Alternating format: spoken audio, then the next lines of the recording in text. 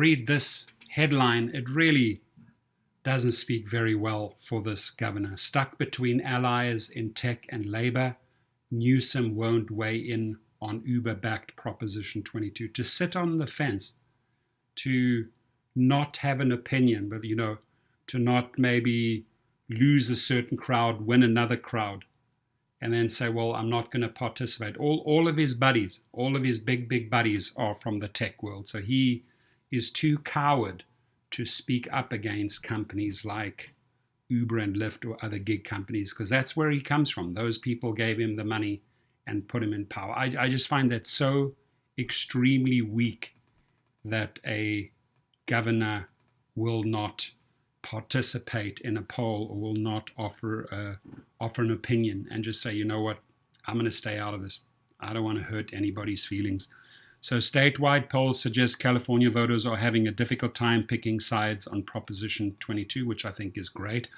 And so is their governor, Governor Newsom, stuck between his allies in the Bay Area tech industry and the labor unions that dominate Democratic Party politics. Governor Gavin Newsom has declined to endorse either side of the costliest ballot measure campaign in U.S. history, and one that could reshape the app-based workforce. By the way, I'm also putting a link. I'll put this link here to this article, but I'm also putting a link to a survey. I just asked you to participate in that survey. I'm trying to get 100 people enrolled in that survey to, make things like customer service and that better for other companies. Stuck between his allies, as I mentioned, he won't take sides. There are no two constituencies more important to Governor Newsom than tech and labor, said Nathan Ballard, a former advisor to Newsom when he served as mayor of San Francisco. He really believes down to his bone in the labor movement, and he is also very much a peer of the tech industry leaders. That to me that's weakness.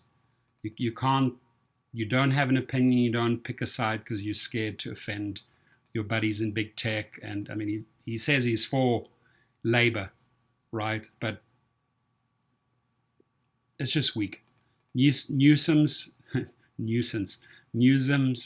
reluctance to take a position has sidelined him in one of the biggest debates about the future of work in the state, a fight with enormous consequences for business, government, and Californians across the political spectrum.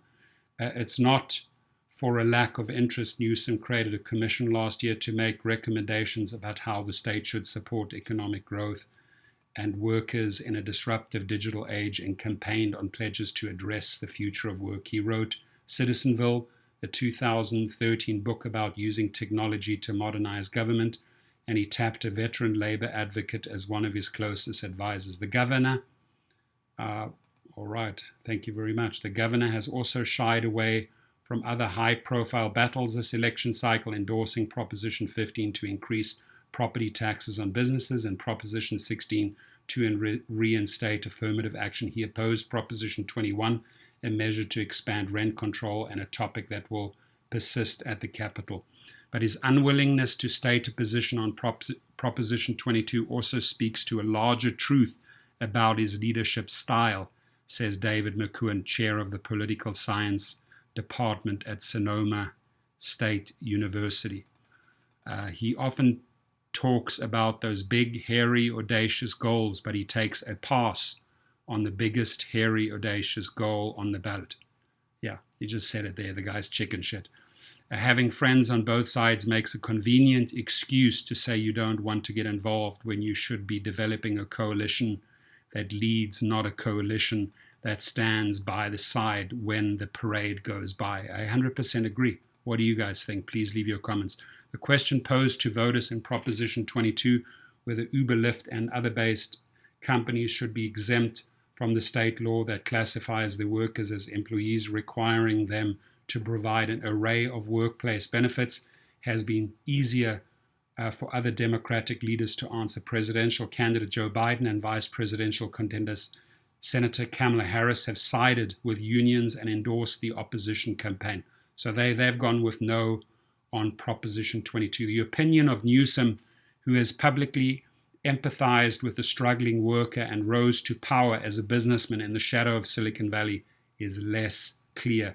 Last year, the governor urged a compromise between the app-based companies and labor unions during legislative deliberations over Assembly Bill 5, which he could later sign into law. The bill codified and expanded a state Supreme Court ruling that paved the way for classifying more gig workers and employees instead of independent contractors, a move that posed a threat to app-based companies and the innovation economy Newsom has embraced since the start of his career. So he had no problem signing AB5 into power, but now when it comes to make a decision, yes on 22 or no on 22, he just doesn't want to upset his cronies.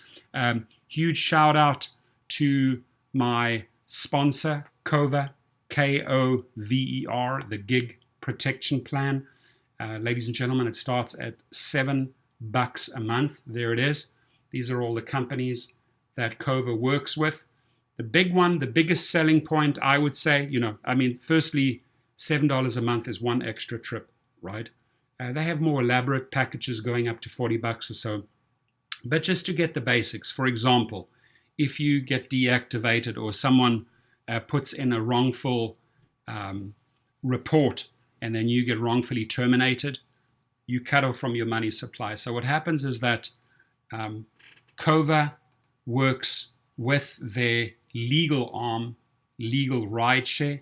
They send out the legal letters and get you back into the game. It is important that this letter comes from a law firm so that Uber, Lyft, or Instacart take it serious. Now, God forbid, I hope this never happens, but if you get into an injury or if you have property damage with your car and you're losing wages, what legal Rideshare does, and they're a partner with Cover, is that they will handle the insurance claim process for you and go after the money. They don't get paid until you get paid, right? And as mentioned before, the deactivation side, the deactivation process, they handle for Cover. Go onto their website, check it out. Here, just to show you that the two do work together. There it is. What's Cover? Cover has retained legal Rideshare to write letters for its members demanding that gig companies promptly reactivate your account. That to me is the biggest selling point on Cover. And again, if you're in an injury or your car's damaged or you're losing wages, there's only one firm to call. They're in Chicago, legalrideshare.com. Thanks. Your comments, please.